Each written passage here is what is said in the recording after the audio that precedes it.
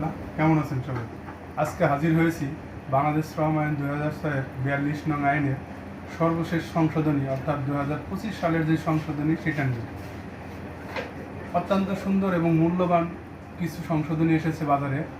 সেটা হচ্ছে পূর্বে কলকারখানা অধিদপ্তর অর্থাৎ ডাইফি যেটাকে বলা হয়, প্রতিষ্ঠান কারখানার জন্য প্রতি বছরে তাদের কারখানার লাইসেন্স রিনিউ করতে হতো, অর্থাৎ পুনরায় আবার রিনিউ করতে হতো। কিন্তু এটা সংশোধনীতে এসেছে এখন 5 বছর পর একবার করতে হবে, 5 বছরে একবার। আর একটা বিষয়, মৃত্যুজনিত যে সুবিধাটা আগে ছিল 3 বছরে যদি কোনো শ্রমিক নিরবিচ্ছিন্নভাবে 3 বছর কাজ করে থাকেন তাহলে সে মৃত্যুজনিত সুবিধা পাবে।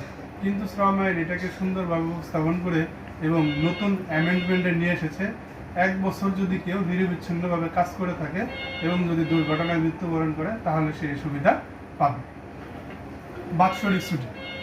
বাৎসরিক ছুটি যেটা নতুন অ্যামেন্ডমেন্টে এসেছে সেটা হচ্ছে অপ্রাপ্তবয়স্ক শ্রমিকদের জন্য, অপ্রাপ্তবয়স্ক কিশোর শ্রমিকদের জন্য, যাদের বয়স 15, যাদের বছরের 15 দিনে একদিন হিসেব করে ছুটি দেওয়া হতো, সেটা এখন আসছে 14 দিনে একদিন করে হিসাব।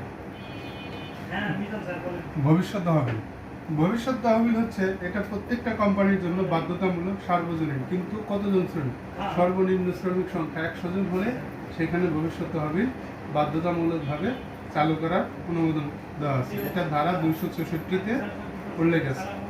ধারা 264 উপধারা 10 অনুযায়ী 100 জন শ্রমিক যদি কোনো শিল্প প্রতিষ্ঠানে নিয়োজিত থাকে তাহলে তাকে বাধ্যতামূলক আইনের আওতায় এসে তাকে ভবিষ্যৎ তহবিলে অন্তর্ভুক্ত হতে হবে।